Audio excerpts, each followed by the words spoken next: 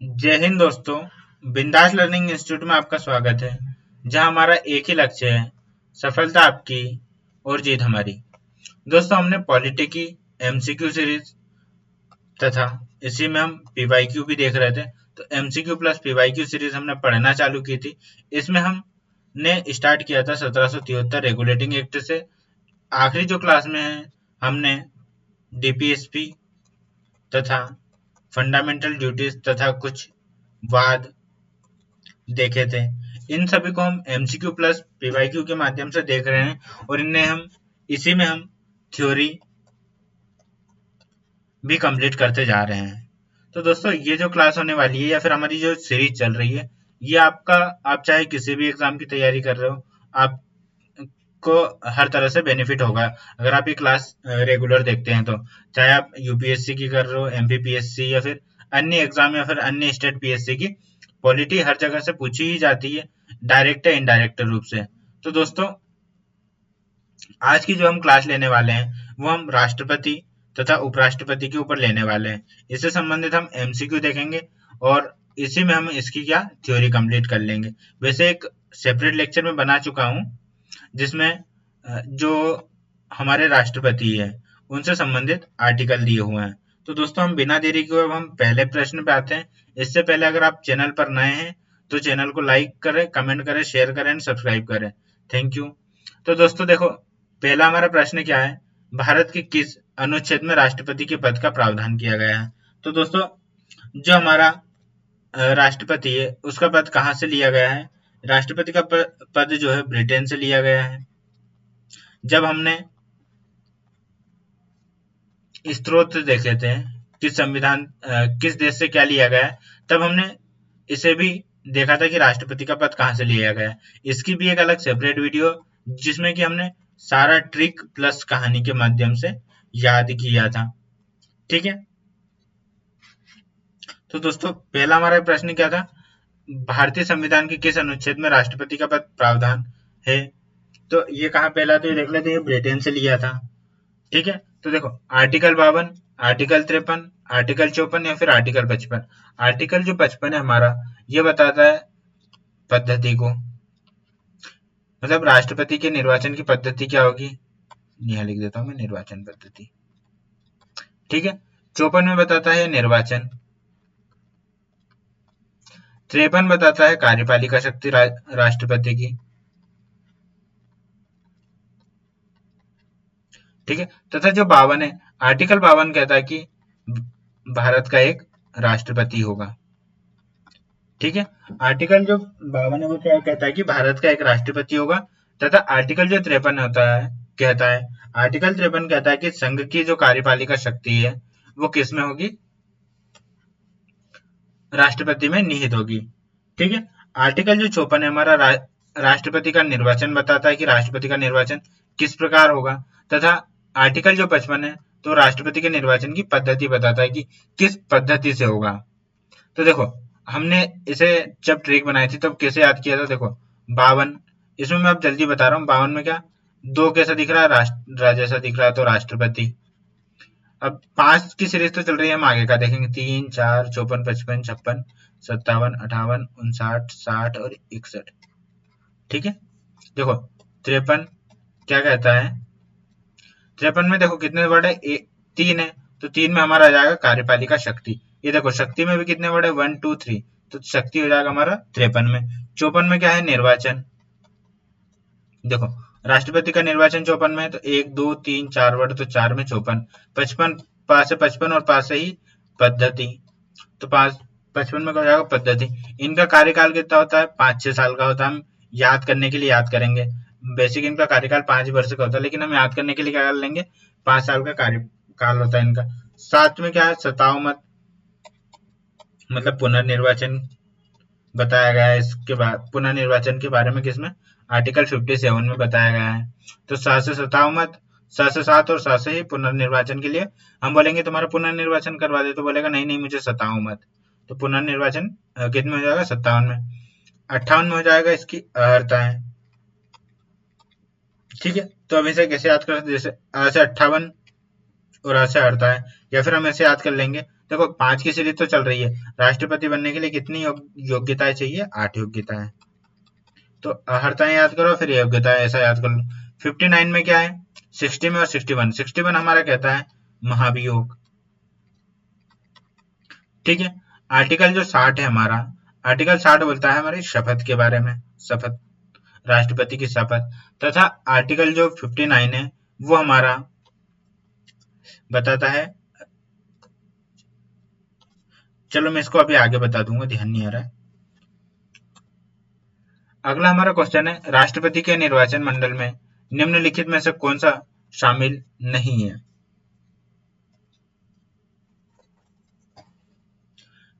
संसद के सभी सदस्य शामिल होते, इसमें क्या कौन सा शामिल होता है? राष्ट्रपति का जो निर्वाचन मंडल है उसमें कौन कौन शामिल होता है? देखो, संसद के सभी सदस्य, संसद के निर्वाचित सदस्य, राज्य की विधानसभाओं के निर्वाचित सदस्य, संसद के निर्वाचित सदस्य, विधान परिषद के निर्वाचित सदस्य, या फिर डी, संसद एवं राज्य विधानमंडलों के सभी सदस्य। तो देखो, जो राष्ट्रपति का चुनाव या फिर निर्वाचन होता है, निर्वाचन मंडल में कौन कौन शामिल होता है? तो संसद के निर्वाचित सदस्य शामिल होंगे तथा राज्य की विधानसभाओं के सदस्य शामिल होंगे। इसके अलावा जो दिल्ली और पुडुचेरी है, क्या दिल्ली और पुडुचेरी के निर्वाचित सदस्य, ठीक है, ये कब, ये जो है ये सदस्य है, ये जो है 70वां जब संविधान संशोधन हुआ था, कब हुआ था? 1992। ठीक है। जब से दिल्ली और पुडुचेरी के जो निर्वाचित सदस्य इसमें भाग लेने लगे। ठीक है, देखो याद रखना, सभी सदस्य भाग नहीं लेते, सभी सदस्यों में कौन कौन? मनोनीत भी आ जाता है और निर्वाचित भी आता है। तो इसमें सिर्फ याद रखना है कि मनोनीत नहीं लेते हैं, सिर्फ निर्वाचित रहते हैं, और राज्य विधानसभा के लेते हैं, न कि विधान परिषद के। ठीक है, तो ये हमारा क्वेश्चन नंबर 2। अगले क्वेश्चन पे हम आते हैं, राष्ट्रपति के निर्वाचन में किस प्रकार की निर्वाचन प्रणाली अपनाई जाती है? तो देखो, इसके इसमें प्रत्यक्ष निर्वाचन होता है, साधारण बहुमत प्रणाली, या फिर अनुपातिक प्रतिनिधित्व तथा एकल संक्रमण मत प्रणाली, या फिर सूची प्रणाली। तो देखो, इसमें कौन सी पद्धति अपनाई जाती है? तो इसमें अपनाई जाती है अनुपातिक प्रतिनिधित्व प्रणाली। इसमें क्या होता है? तो देखो, पहला तो ये कि राष्ट्रपति का निर्वाचन कैसा होता है? अप्रत्यक्ष तरीके से होता है। अप्रत्यक्ष तरीका मतलब जैसे हमने जनता ने निर्वाचित किया किसको? संसद सदस्य या फिर लोकसभा सदस्य को, और उसके बाद में निर्वाचित किया, उसके बाद में जो निर्वाचित सदस्य वही राष्ट्रपति के चुनाव में भाग लेते हैं। तो ये कैसी अप्रत्यक्ष प्रणाली हुई, जनता द्वारा निर्वाचित, उसके बाद में फिर एक और निर्वाचन होता है। ठीक है, तो ये किस आर्टिकल में बात की गई है निर्वाचन प्रणाली या फिर पद्धति की? तो आर्टिकल 55 हमें बताता है। इसमें कौन सी प्रणाली? अनुपातिक प्रतिनिधित्व प्रणाली है। तो देखो, इसमें दो तीन चीजें होती है, जैसे कि राष्ट्रपति के निर्वाचन में एक सिद्धांत काम करता है, समरूपता का सिद्धांत। कौन सा? समरूपता का सिद्धांत। इस सिद्धांत में पहले हमें जो है प्रत्येक जो विधानसभा है, विधानसभा के सदस्यों का मत मूल्य निकालना रहता है। ठीक है, सदस्यों का मत मूल्य। तो ये कैसे निकालेंगे हम? देखो, मैं यहाँ शॉर्ट में लिख रहा हूँ, विधानसभा के सदस्यों का मत मूल्य। इसके लिए क्या करना रहेगा हमें? जो विधानसभा है हमारी, उसमें देखो, विधानसभा के निर्वाचित सदस्य, विधानसभा है हमारी, उसके निर्वाचित सदस्य की कुल संख्या। ठीक है, और बराबर में कौन ऊपर कौन हो जाएगा? राज्य की कुल संख्या। ठीक है, इंटू 1/1000। तो इससे हमारा क्या, एक जो विधानसभा सदस्य उसका मत मूल्य निकलेगा। ऐसे ही हम सभी विधानसभा के जो सदस्य उनका मत मूल्य निकाल लेंगे और उनको जोड़ लेंगे। ठीक है, फिर इसके बाद में समतुल्यता का, इसी के अंतर्गत विधानसभा का निकाल लिया, फिर उसके बाद में संसद का मत मूल्य निकालेंगे, एक संसद का। तो इसमें क्या होता है, जो भी हमने विधानसभा के सभी सदस्यों का मत मूल्य निकाला था, तो वो हमारा ऊपर आ जाएगा। कुल राज्य की विधानसभाओं का के सदस्यों का मत मूल्य का योग, मतलब भाई सारे जो सदस्य हैं उनका योग मत मूल्य का, ठीक है। अपॉन में हमारा आ जाएगा जो संसद के दोनों सदन है, दोनों सदन कौन से, राज्यसभा तथा लोकसभा के निर्वाचित जो सदस्य हैं,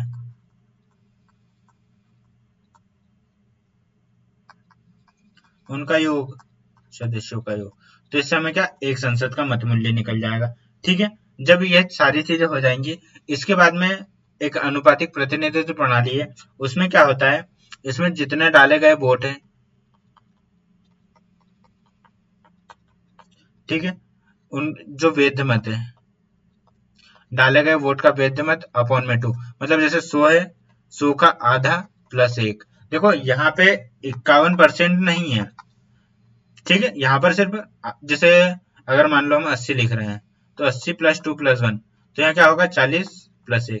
तो यहाँ 41% नहीं है, सिर्फ 40 और 1 41 है। परसेंट अलग हो जाता है, अगर इसका परसेंट निकालेंगे तो ज्यादा निकल जाएगा, लेकिन यहाँ पर सिर्फ 51% ना होते हुए सिर्फ 51 है, मतलब आधा और 1, ठीक है। जैसे 500 हो गया, 500 का आधा 250 हो जाएगा प्लस 1, मतलब 251, ऐसे है, ठीक है। तो ऐसा किया जाता है इसमें अनुपातिक प्रतिनिधित्व प्रणाली में।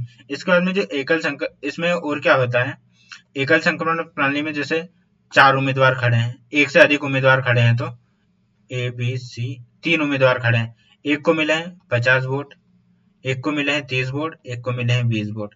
तो देखो जितने भी सदस्यों ने मूल्य दिया था, तो देखो पहले जो अब इसमें क्या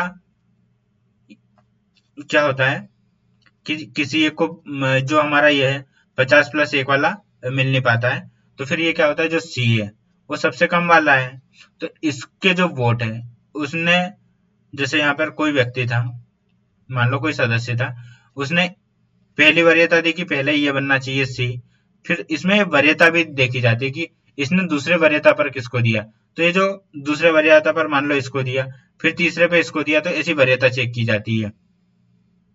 तो मान लो ये जो 20 सदस्य में से 11 सदस्य ने जो सेकंड वरीयता दी थी वो किसको दी थी, बी को दी थी, और 9 को इसने दी थी, पहले को दी थी। तो जो हमारा, या फिर इसको हम ऐसा कर लेते हैं, 19 को इसने दी थी, एक को इसने दी, चलो ये थोड़ा अलग हो रहा था, इस अपन इसको 28 और इसको थोड़ा ज्यादा मान लेते हैं, 22 मान लेते हैं, ठीक है। या फिर हम इसको कम कर ले, मतलब ऐसा रहता है कि उनका निर्वाचन प्रक्रिया रहती है पूरी, ए बी सी मैं यहाँ पे समझा देता हूँ आपको। जैसे पहले को मिले 40, दूसरे को मिल गए 35, 75 और 25, ठीक है। तो देखो जो सी, तो इससे अब ये राउंड से क्वालिफाई हो जाएगा, मतलब हट जाएगा। फिर इसने जो वरीयता दी, मान लो कि इसने अब 20 को क्या दे दिया, बी को वोट दिया, और 5 ने ही ए को वोट दिया, तो जो इसमें क्या होगा, 45 हो गए, और इसमें हो गया 55। तो जो बी है उसे क्या, राष्ट्रपति बनाया जाएगा। तो यह प्रक्रिया अपनाई जाती है अनुपातिक प्रतिनिधित्व प्रणाली में, ठीक है। ये हम थोड़ा शॉर्ट में देख रहे हैं, बाकी ये प्रक्रिया बहुत लंबी होती है, मैंने आपको सिर्फ शॉर्ट में बताया है, जिससे कि चीजें आपको ध्यान आ जाए, और एग्जाम में सिर्फ अपने को इतना ही करना रहता है। लेकिन अगर आप मेंस लिखते हैं, तो मेंस में पूरी प्रक्रिया आपको लंबी रहेगी, और बाकी अगर आप इतना भी लिख देते हैं तो उससे आपका काम हो जाएगा, ठीक है। आते हैं हम हमारे अगले प्रश्न पे। राष्ट्रपति के निर्वाचन में किसी राज्य के विधायक का मत मूल्य निर्धारित करने का प्रमुख उद्देश्य क्या है। तो देखो सभी विधायकों को समान वेतन मत देना, ये नहीं है। केवल बड़े राज्यों को अधिक महत्व देना, यह भी नहीं है। संसद के राज्यों को से अधिक शक्ति देना, यह भी नहीं। लेकिन जो हमारा बी है, राज्यों के बीच जनसंख्या के आधार पर प्रतिनिधित्व में क्या, संतुलन स्थापित करना, यह इसका उद्देश्य है, ठीक है। आते हैं हमारे अगले क्वेश्चन पे। राष्ट्रपति बनने के लिए न्यूनतम आयु कितनी होनी चाहिए। तो देखो राष्ट्रपति बनने के लिए कुछ योग्यताएं दी गई हैं जो कि हमने पढ़ी थी। किस में दी है? 58 में दी है, मतलब अर्हता है। इसमें क्या क्या कहा गया है कि पहला तो वो भारत का नागरिक हो, दूसरा उसकी जो आयु है वो 35 वर्ष पूरी कर चुका हो, उसके बाद में लोकसभा का सदस्य बनने की योग्यता हो, ठीक है, और उसके बाद में लाभ के पद पर ना हो। अब देखो, अगर कोई व्यक्ति राष्ट्रपति मतलब जैसे प्रेसिडेंट और वाइस प्रेसिडेंट मतलब उपराष्ट्रपति के पद पर होता है तो वह लाभ का पद नहीं माना जाएगा। तो ये जो चार हैं, चार योग्यता है, ये राष्ट्रपति में किसी भी व्यक्ति में होगी तो वो राष्ट्रपति बनने के योग्य होगा। तो कितनी आयु? तो 35 वर्ष, ठीक है। उसके बाद में दोस्तों, अगर आप एमपी पुलिस की तैयारी कर रहे हैं और अपने स्कोर को बूस्ट करना चाहते हैं तो हमारी टेस्ट सीरीज चल रही है स्कोर बूस्टर, जिसमें आपको मिलेंगे कुल 70 टेस्ट, जिसमें आपको 60 टेस्ट तो मिलेंगे टॉपिक वाइज तथा 10 मिलेगी आपको एफएलटी। 60 टेस्ट में भी 25 आपको मैथ्स के मिलेंगे और 25 ही आपको मिलेंगे रीजनिंग के, जिससे आप अपनी तैयारी अच्छे से कर सकते हैं। और इसका जो प्राइस होने वाला है मात्र 49 रुपये होने वाला है। इसे आप हमारे डाउनलोड कीजिए बिंदास लर्निंग, जो कि प्ले स्टोर पर अवेलेबल है, या फिर मैं आपको डिस्क्रिप्शन में इसकी लिंक दे दूंगा, वहां से आप हमारा ऐप डाउनलोड कर सकते हैं और अपनी तैयारी को बेहतर बना सकते हैं। क्योंकि आपको पता है कि सिर्फ पढ़ाई करने से सफलता नहीं मिलती, उसको अपनी पढ़ाई को बार बार चेक करने से हमें सफलता मिलती है कि हमारा स्कोर कैसा रहा है, कितना है, क्या आ रहा है, हम कितने पे हैं। इससे हमें पता चलता है कि हम कितने पानी में हैं। इसलिए हमें टेस्ट सीरीज देते रहना चाहिए। राष्ट्रपति पद के लिए उम्मीदवार के लिए निम्नलिखित में से कौन सी योग्यता आवश्यक नहीं है? तो अभी हमने देखा था, भारत का नागरिक होना जरूरी है, 35 वर्ष की आयु पूरी करना जरूरी है, लोकसभा का सदस्य चुने जाने की योग्य होना जरूरी है, लेकिन राज्यसभा का सदस्य चुने जाने की योग्य होना जरूरी नहीं है। इसके लिए कौन? उपराष्ट्रपति होता है, ठीक है। तो इसका आंसर हमारा डी हो जाएगा। अगला हमारा क्वेश्चन है, राष्ट्रपति का सामान्य कार्यकाल कितने वर्ष का होता है? तो हमने याद किया था। पहले तो हम देखते हैं कार्यकाल कितने में है, तो 5-6 साल का कार्यकाल है। तो मतलब आर्टिकल 56 में कार्यकाल की बात कही गई है राष्ट्रपति के, और इनका जो कार्यकाल होने वाला है 5 वर्ष होने वाला है। सामान्य तो मतलब 5 वर्ष ही रहते हैं, लेकिन ये कब तक पद धारण करते हैं?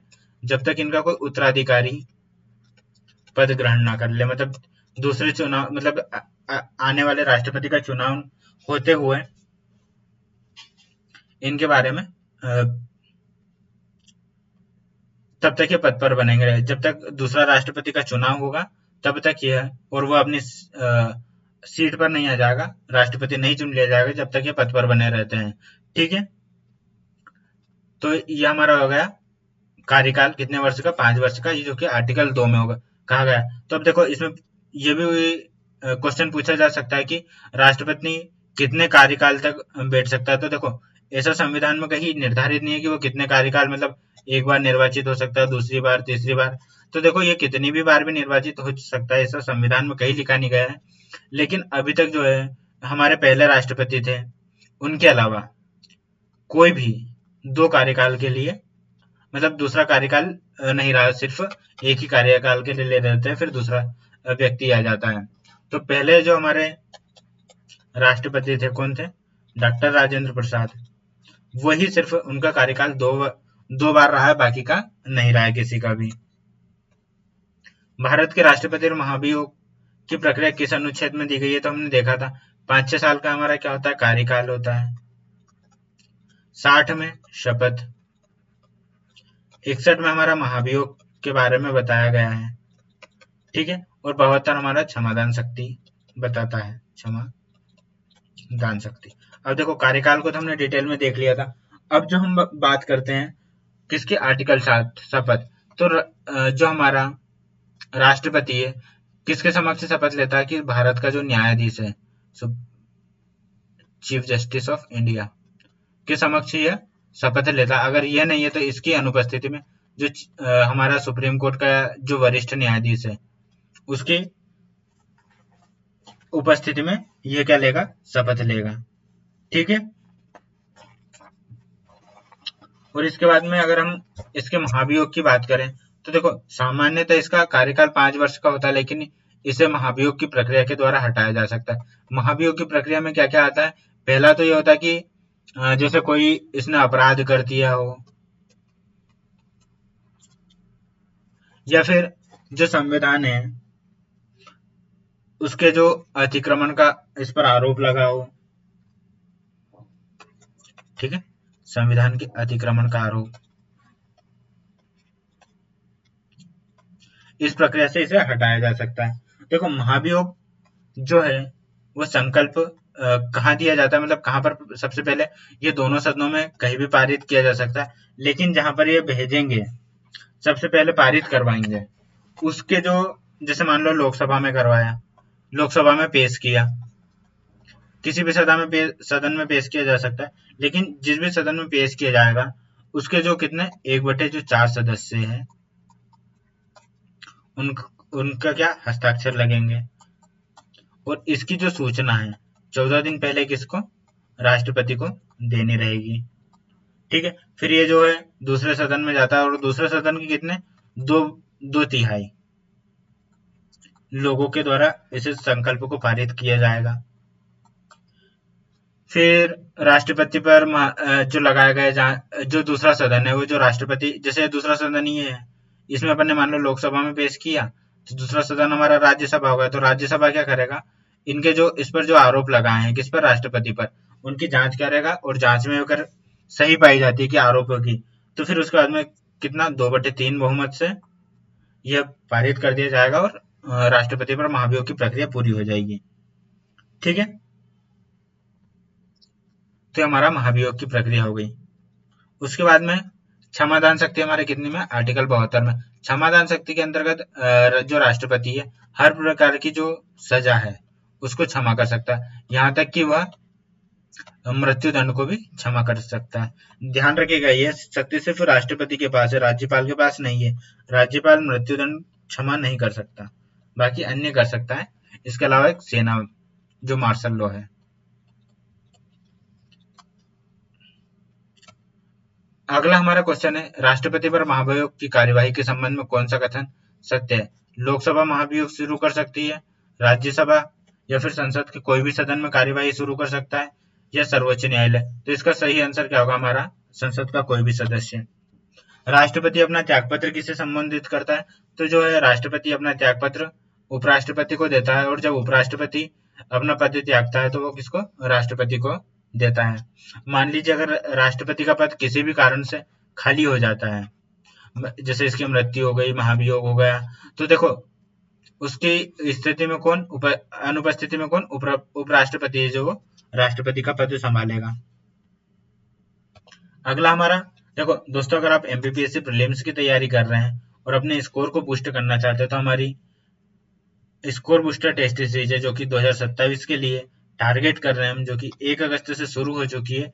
इसमें आपको 55 टेस्ट मिलेंगे, 30 टेस्ट मिलेंगे आपको टॉपिक वाइज, 10 मिलेंगे आपको एफएलटी तथा 15 मिलेंगे आपको फुल लेंथ टेस्ट। इसकी प्राइस भी मात्र 39 रुपीज होने वाली है। अगर आप कहीं भी इंस्टीट्यूट में पता करते हैं तो इसकी प्राइस 999, कहीं पर 599 ऐसे मिलती है, पर इसकी प्राइस जो हमने रखी है मात्र 39 रखी है। तो आप इससे जोड़ सकते हैं। इसमें हमने पूरा सिलेबस को कवर किया है, उसके बाद में जो पैटर्न है एमपीपीएससी का पैटर्न है उसके ऊपर है, जैसे माइनस मार्किंग वगैरह सारा सिस्टम वही रहेगा। आते हैं हम हमारे अगले क्वेश्चन पर। राष्ट्रपति पद की आकस्मिक रिक्ति या न्याय, नया राष्ट्रपति कितने समय के भीतर निर्वाचित किया जाना चाहिए? जैसे यही मैंने अभी बताया था, राष्ट्रपति का पद अचानक रिक्त हो जाता है तो कितने समय में भीतर निर्वाचन या फिर निर्वाचित किया जाना चाहिए? तो इसके लिए 3 महीने, 6 महीने, 1 वर्ष या फिर कोई सीमा नहीं। तो इसमें ऐसा है कि 6 महीने के भीतर ये चुनाव या फिर नया राष्ट्रपति आ जाना चाहिए, या फिर राष्ट्रपति के पद पर आ जाना चाहिए कोई ना कोई। ठीक है, तो कितने 6 महीने के भीतर। ये कौन सा आर्टिकल कहता है? आर्टिकल 62 कहता है हमारा। आर्टिकल 62 क्या बोलता है? राष्ट्रपति के पद की रिक्ति। ठीक है, राष्ट्रपति पद रिक्त के बारे में ये बोलता है हमारा आर्टिकल 62। और आर्टिकल 65 क्या बोलता है? आर्टिकल 65 बोलता है कि अगर रिक्त पद है तो उसके स्थान पर कौन, उपराष्ट्रपति होगा। ठीक है, आते हैं हम हमारे अगले क्वेश्चन पे। राष्ट्रपति को पद और गोपनीयता की शपथ कौन दिलाता है? तो हमने देखा था कि भारत का जो मुख्य न्यायाधीश है वही इसको पद एवं गोपनीयता की शपथ दिलाता है। अगर यह अनुपस्थित है तो इसकी अनुपस्थिति में कौन जो है वरिष्ठ न्यायालय वरिष्ठ न्यायाधीश इनको शपथ दिलाता है। और जो शपथ होती है वो किसकी दिलाई जाती है? ये शपथ में बोलता है संविधान और कानून की रक्षा करेगा, संरक्षण और प्रतिरक्षा करने और भारत की जनता के लिए सेवा एवं कल्याण के लिए स्वयं को समर्पित करने की शपथ लेता है। ठीक है, काय की शपथ लेता है? स्वयं को जो है किसके लिए? जनता की सेवा और कल्याण के लिए समर्पित कर देगा। उसके बाद में कानून की रक्षा करेगा, संरक्षण करेगा और प्रतिरक्षा करेगा। किस किस के? संविधान और कानून की। ठीक है, तब हम आते हैं हमारे अगले क्वेश्चन पर। राष्ट्रपति की जो क्षमादान शक्ति किस आर्टिकल में? तो राष्ट्रपति की जो क्षमादान शक्ति हमारा आर्टिकल 72 में ही हम देख चुके थे। आर्टिकल 74 में इसकी सहायता राष्ट्रपति की सहायता के लिए मंत्रिपरिषद होगी। मंत्रिपरिषद के बारे में बताया गया, ये बेसिकली 74(1) में है मंत्रिपरिषद। उसके बाद में अगर हम आर्टिकल 75 की बात करें तो इसमें कहा गया है कि राष्ट्रपति पीएम की नियुक्ति करेगा तथा पीएम के साथ में किसकी? मंत्रिपरिषद की नियुक्ति करेगा या फिर मंत्रिमंडल का निर्माण करेगा। ठीक है, आते हम हमारे अगले क्वेश्चन पर। निम्नलिखित में से किस मामले में राष्ट्रपति को क्षमादान की शक्ति प्राप्त है जबकि राज्यपाल को कोर्ट मार्शल के संबंध में ऐसी शक्ति प्राप्त नहीं है? ठीक है, तो इसमें ही हमारा आंसर छुपा हुआ है। दीवानी अपराध, कोर्ट मार्शल, केवल राज्य कानून के अपराध या फिर चुनाव संबंधी वाद। तो देखो, जो हमारे राष्ट्रपति है उसको क्षमादान की शक्ति किसमें है? 72 में है। इसके अंतर्गत ये जो है दंड के जो दंड दिया गया है उसको कम कर सकता है। दंड की अवधि है उसको कम कर सकता है। जैसे दंड को कम करना मतलब जैसे फांसी की सजा है या फिर 10 साल की सजा है उसे 5 कर देगा। ऐसे दंड को अल्प कर देगा या फिर दंड को पूरा ही मना कर देगा, बोले बाइज्जत बरी कर दो। या फिर मृत्यु दंड को भी टाल सकता है, मृत्यु दंड को भी मना कर सकता है। तो यह जो शक्ति है वो किसमें? क्षमादान शक्ति में आती है। इसके अलावा कोर्ट मार्शल भी क्षमादान शक्ति में आती है। ठीक है,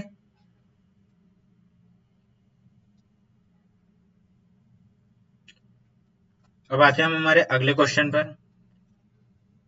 देखो, राज्यपाल को ये सारी शक्ति सभी प्राप्त है लेकिन एक तो कोर्ट मार्शल की शक्ति प्राप्त नहीं है और उसके अलावा मृत्युदंड को क्षमा करने की शक्ति प्राप्त नहीं है। बाकी सारी शक्ति राज्यपाल को भी प्राप्त है।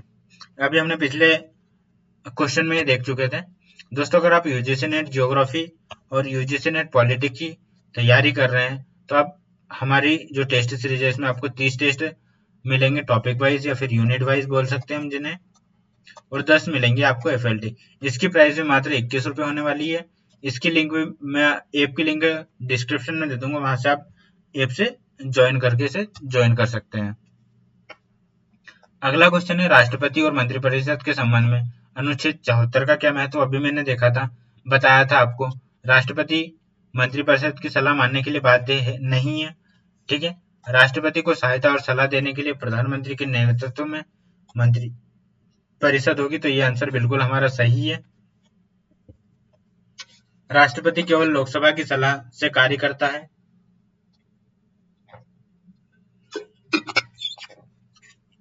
राष्ट्रपति सर्वोच्च न्यायालय की सलाह से कार्य करता है। तो देखो, इसमें जो हमारा ऑप्शन बी है वह सही है, बाकी तीनों ऑप्शन हमारे गलत है।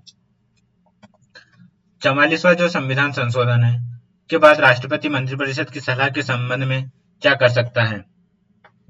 तो 44वां जो संविधान संशोधन हुआ था उसके तहत सलाह को स्थायी रूप से अस्वीकार कर सकता है, सलाह को केवल एक बार पुनर्विचार के लिए वापस भेज सकता है, सलाह को सर्वोच्च न्यायालय में भेज सकता है या फिर सलाह को राज्यसभा को भेज सकता है। तो देखो दोस्तों, इसका आंसर हमारा सही होगा।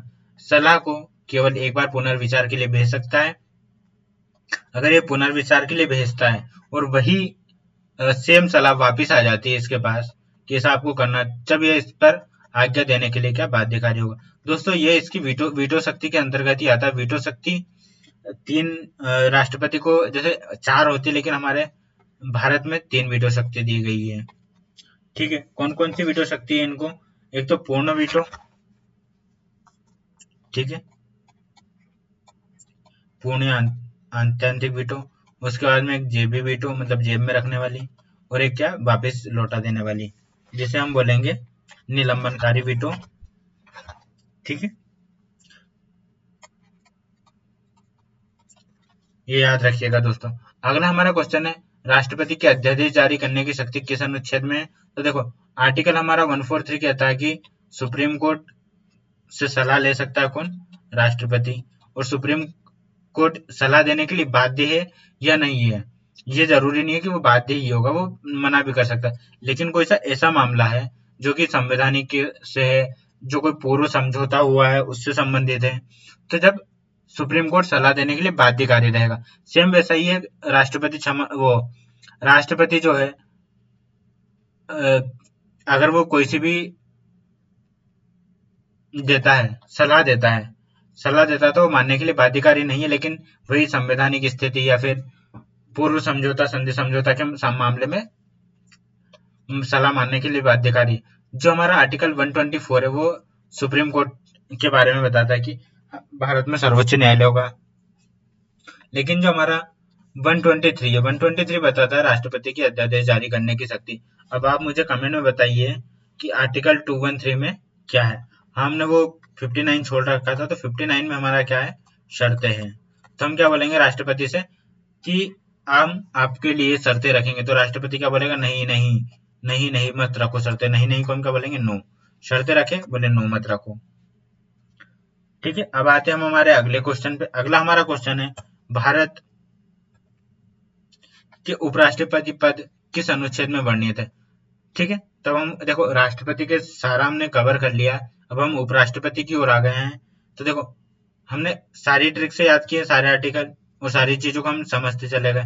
आर्टिकल 52 राष्ट्रपति, 53 में कार्यपालिका शक्ति, 4 में 4 है तो निर्वाचन, 3 है तो शक्ति, ये राज्यसभा दिख रहा है तो राष्ट्रपति। ठीक है, 55 में पद्धति, 56 का कार्यकाल, 5 साल का कार्यकाल, 57 में 57 मतलब पुनर्निर्वाचन, 8 अर्हताएं या योग्यताएं, 9 में शर्तें, शर्त रखना तो मत रखो, 60 शपथ, 61 महाभियोग, 62 में हमारी रिक्ति। ठीक है, और एक 65 भी संबंधित है, वो उपराष्ट्रपति से ही है।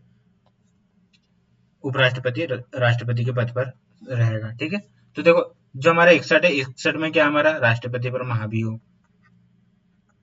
ठीक है, आर्टिकल 63 बोलता है कि भारत में एक उपराष्ट्रपति का पद है, तो वो किसमें? आर्टिकल 63 में। तो देखो उपराष्ट्रपति को कैसे याद रखेंगे? जैसे 3 है, 3 ऊ जैसा दिख रहा है, इसके आगे हम राष्ट्रपति लगा देंगे, तो उपराष्ट्रपति 53 में। 64 में क्या कहा गया कि राज्यसभा का पदेन सभापति कौन होगा? उपराष्ट्रपति होगा, राज्यसभा का पदेन सभापति। ठीक है, देखो सभापति में 4 वर्ड और 64 में 4 वर्ड, 4 आ रहा है तो सभापति से हम जोड़ सकते हैं। 65 तो हमने देख लिया कि राष्ट्रपति के पद पर काम करेगा। दोस्तों, अगर आप भी ऐसे फैक्ट के माध्यम से पूरी वोकैब तैयार करना चाहते हैं, तो हमारी अभी ऐसे जेट वाली सीरीज चल रही है जो कि यूट्यूब और इंस्टा दोनों पे है, जिसमें हम 80 से 100 वोकेबलरी डेली डाल रहे हैं हमारे इंस्टा और उस पे।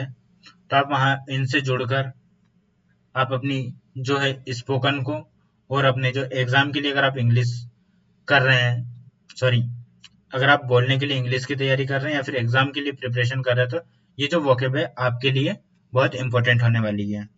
आते हैं हमारे अगले क्वेश्चन पे, उपराष्ट्रपति का निर्वाचन किसके द्वारा किया जाता है? तो देखो, अगर हमने राष्ट्रपति की बात की थी तो राष्ट्रपति का निर्वाचन में सिर्फ निर्वाचित सदस्य भाग लेते थे, लेकिन इसमें ऐसा नहीं है। इसमें जो है सभी सदस्य भाग लेते हैं, तो न केवल लोकसभा के लेते हैं, न राज्यसभा के। संसद और राज्य विधानसभा को निर्वाचित सदस्य न लेते हुए सभी लेंगे, अर्थात ऑप्शन नंबर सी सही होगा हमारा। संसद के दोनों सदनों के सदस्य भाग लेंगे। ठीक है, ये किस आर्टिकल में कहा गया है? ये कि आर्टिकल 66 में कहा गया है। ठीक है, 66 क्या कहता है कि उपराष्ट्रपति का जो निर्वाचन है उसमें संसद के दोनों सदनों के सदस्यों से बने जो निर्वाचक मंडल है, वो भाग लेता है। इसके साथ ही राष्ट्रपति के चुनाव में और इसके चुनाव में महत्वपूर्ण अंतर मैं बता चुका हूँ कि राज्य विधानसभा के सदस्य शामिल नहीं होते हैं उपराष्ट्रपति के पद में, ये याद रखना। विधानसभाओं के सदस्य नहीं होते, लोकसभा और राज्यसभा के दोनों के होते हैं। ठीक है, आते हैं अब हमारे अगले प्रश्न पर। उपराष्ट्रपति के निर्वाचन के संबंध में निम्नलिखित में से कौन सा कथन सही है? इसमें राज्य विधानसभाओं के निर्वाचित सदस्य भी मतदान करते हैं क्या? तो भी हमने देखा था बिल्कुल नहीं करते। लोकसभा के सदस्य मतदान करते हैं क्या? तो बिल्कुल नहीं करते हैं। इसमें संसद के दोनों सदनों के सदस्य शामिल होते हैं, तो ये बिल्कुल सदस्य। इसमें केवल निर्वाचित सांसद ही मतदान कर सकते हैं, तो ये प्रश्न हमारा सही होगा कि गलत होगा? या गलत होगा। दोनों क्वेश्चन सेम है, लेकिन देखो दोनों को पूछने का तरीका अलग अलग है, इसलिए मैंने कंफ्यूजन करने के लिए आपके सामने ये क्वेश्चन डाला है। ठीक है, तो हम इससे पैटर्न समझ सकते हैं कि ये हो गया हमारा नॉर्मल वाला लेवल, कि नॉर्मल जो एग्जाम है वो ऐसा क्वेश्चन पूछेगी। ठीक है, लेकिन हम वही बात करें तो यूपीएससी या फिर एमपीपीएससी के लेवल की, तो वो इस प्रकार का क्वेश्चन पूछेगी। ठीक है, तो ऐसा हमें डरना नहीं है, अच्छे से पढ़ना है और याद करना है, फैक्ट को क्लियर करना है, सबसे बड़ी बात यह है। ठीक है, इसके बाद में हम आते हैं अगले क्वेश्चन पे। उपराष्ट्रपति बनने के लिए न्यूनतम आयु कितनी होनी चाहिए? तो दोस्तों देखो, जब हमने राष्ट्रपति देखा था तो राष्ट्रपति के लिए कितनी आयु होनी चाहिए थी? 35 वर्ष होनी चाहिए थी, और वो भारत का नागरिक होना चाहिए था, लोकसभा का सदस्य बनने की योग्यता और लाभ के पद पर ना हो। तो देखो, जो उपराष्ट्रपति का पद है वो सारी सेम प्रक्रिया है, उसमें भी आर्टिकल सॉरी जो आयु है 35 वर्ष होना चाहिए, भारत का नागरिक होना चाहिए। लेकिन जो यहाँ लोकसभा है, लोकसभा की जगह कौन सा? राज्यसभा का सदस्य होने की योग्यता होना चाहिए। क्यों? क्योंकि यह राज्यसभा का पदेन सभापति भी होता है। ठीक है, अब आते हैं हमारे अगले क्वेश्चन पर। उपराष्ट्रपति को पद से हटाने की प्रक्रिया के संबंध में कौन सा कथन सही है? तो देखो, कौन सा कथन सही है हमारा इसमें? राष्ट्रपति अकेले उपराष्ट्रपति को हटा सकता है क्या? बिल्कुल गलत है। सर्वोच्च न्यायालय उपराष्ट्रपति को हटा सकता है क्या? यह भी गलत है। राज्यसभा प्रस्ताव पारित करती है और लोकसभा उस पर सहमति देती है। दोनों सदनों के महाभियोग की आवश्यकता होती है। देखो, इसका जो हमारा आंसर होगा, पहला तो आंसर देख लेते हैं हम, इसका आंसर सी हमारा सही होगा। देखो, इसमें क्या होता है कि राज्यसभा में ही पहले प्रस्ताव पारित होता है, उसके बाद में लोकसभा उस पर सहमति देती है। लेकिन राष्ट्रपति में क्या था कि वो दोनों सदनों में से किसी में भी जो विधेयक है वो पेश किया जा सकता है।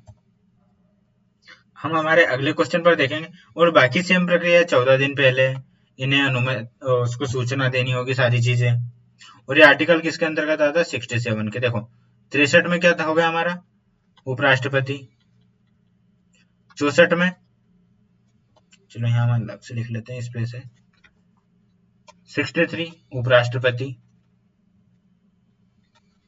64 राज्यसभा का पदेन सभापति। 65 रिक्ति के संबंध में उपराष्ट्रपति राष्ट्रपति का पद। ठीक है, 66 में क्या बताया था अभी? निर्वाचन, जो अभी हमने देखा था। कहाँ देखा था? ये संसद के दोनों सदस्यों के द्वारा निर्वाचन किया जाएगा। ठीक है, 67 में हम क्या देखे हैं अभी? राज्यसभा के सदस्य पारित। ठीक है,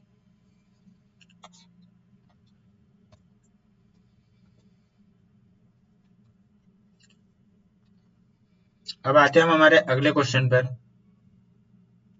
नहीं, 67 में क्या है? 67 में हमारा होगा इस पर महाभियोग। महाभियोग की प्रक्रिया नहीं होगी, मतलब इसको हटाने का प्रस्ताव कहाँ? राज्यसभा में पारित करना। ये किसमें है? 67 में। ठीक है, आते हैं हमारे आज के सेकेंड लास्ट क्वेश्चन पर। तो इसमें निम्नलिखित कथनों पर विचार करना है। राष्ट्रपति का निर्वाचित सदस्य संसद के सदनों, जो देखो राष्ट्रपति का निर्वाचन संसद के निर्वाचित सदस्यों और राज्य विधानसभाओं के निर्वाचित सदस्यों के द्वारा होता है, तो यह बिल्कुल सही है। देखो, ये क्वेश्चन आपको बार बार रिपीट लग रहे हैं, इसमें जो हमने क्वेश्चन थे वो रखें और कुछ पीवाईक्यू रखें। ऐसे पीवाईक्यू हैं जो कि रिपीट होते हैं और उससे बार बार क्वेश्चन पूछे जाते हैं, इसलिए हमने इसको बार बार चीजें रखी हैं ताकि आपको ये चीजें बार बार सुनने को मिले और बार बार याद हो जाए। ठीक है। उपराष्ट्रपति के निर्वाचन में राज्य विधानसभाओं के सदस्य भाग लेते हैं। ठीक है। राष्ट्रपति के निर्वाचन में नामित सांसद मतदान नहीं करते हैं। उपराष्ट्रपति के निर्वाचन में जो नामित सदस्य है वो मतदान कर सकते हैं। तो इसका कौन सा आंसर सही होगा हमारा? तो देखो, हमने क्या देखा था, जो उपराष्ट्रपति का पद है उसमें सभी सदस्य किसके, दोनों सदनों के, तो बी हमारा गलत हो जाएगा। अब जिसमें बी नहीं है वो हमारा सही हो सकता है। तो देखो, मैं आपको बता रहा हूँ कि कैसे हम एलिमिनेट कर सकते हैं ऑप्शन को। इसमें दो है तो ये हमारा सही नहीं है, इसमें दो है ये हमारा सही नहीं है, लेकिन इसमें और इसमें दो नहीं है, तो इनमें से दो में से कोई एक सही हो सकता है। लेकिन हमें पता है कि उपराष्ट्रपति के निर्वाचन में नामित सांसद मतदान कर सकते हैं, सांसद मतलब जो कि लोकसभा राज्यसभा में है, तो चार हमारा सही है। और जबकि निर्वाचित ये इसका अगर मान लो ये आपको नहीं है, तो ये राष्ट्रपति वाला तो हम कंफर्म है कि निर्वाचन में जो है सिर्फ निर्वाचित सदस्य भाग लेते हैं। नामित का मतलब होता है मनोनीत, तो मनोनीत भाग नहीं लेते, तो तीन भी हमारा सही है इस बहाने, क्योंकि नामित सदस्य मतदान नहीं करते, यहाँ बताया गया है नहीं करते, मतलब ये सही है। तो एक और तीन और चार हमारा सही होगा। ठीक है। आज का हमारा लास्ट क्वेश्चन है, निम्नलिखित कथनों पर विचार करना है, राष्ट्रपति को संशोधन संविधान के उल्लंघन के आधार पर महाभियोग द्वारा हटाया जा सकता है। तो ये बिल्कुल सही है। राष्ट्रपति का महाभियोग संसद के किसी भी सदन में शुरू किया जा सकता है। बिल्कुल सही है। उपराष्ट्रपति को हटाने का प्रस्ताव केवल राज्यसभा में ही शुरू किया जा सकता है। बिल्कुल सही है। राष्ट्रपति का त्यागपत्र उपराष्ट्रपति को दिया जाता है। बिल्कुल सही है। उपराष्ट्रपति अपना त्यागपत्र राष्ट्रपति को देता है। यह भी बिल्कुल सही है। राष्ट्रपति और उपराष्ट्रपति दोनों का कार्यकाल 5 वर्ष का होता है। यह भी बिल्कुल सही है। तो इसके हमारे सारे ऑप्शन सही है, 1 2 3 4 5 6। ठीक है दोस्तों, तो यह आज की क्लास हमने राष्ट्रपति और उपराष्ट्रपति को अच्छे से समझा। इसमें हमने मुख्यतः 52 से लेकर 67 तक आर्टिकल सारे देख लिए हैं जो कि राष्ट्रपति और उपराष्ट्रपति से संबंधित है। तो आप कमेंट में यह बताइएगा कि आपको यह क्लास याद हुई या नहीं, और आपको इसके अलावा सिर्फ एक बार इस क्लास को देखना हो रहे, अब इसके बाद में आप 1 या फिर 2 की स्पीड से या फिर 1.5 की स्पीड से देखिए। उसके बाद में मात्र एक बार अपने नोट्स से जो है एक बार रिवीजन कर लीजिए, आपको सारी चीजें ऑटोमेटिक याद हो जाएगी, फिर आपको ज्यादा कहीं ज्यादा भटकने की जरूरत नहीं पड़ेगी। ठीक है दोस्तों, तो अब देखो, ऐसे ही हम ये पॉलिटी की सीरीज कंप्लीट कर रहे हैं। इसके अलावा हमारे अरविंद सर है जो कि एमपी के पीवाईक्यू क्लास ले रहे हैं, आप उन्हें भी अ, उनका लेक्चर देखकर अपनी जो एमपी है उसको मजबूत कर सकते हैं। पीवाईक्यू से होता यह है कि आप समझ जाते हैं कि जो प्रीवियस ईयर क्वेश्चन है उनका पैटर्न, उससे हम जो परीक्षा का पैटर्न समझ पाते हैं। तो दोस्तों, हम मिलेंगे अब अगली क्लास में, जब तक के लिए आप पढ़ते रहिए। अगर आप चैनल पर नए हैं तो आप चैनल को लाइक करें, कमेंट करें, शेयर करें एंड सब्सक्राइब करें। Thank you. जय हिंद, जय भारत, जय मध्य प्रदेश।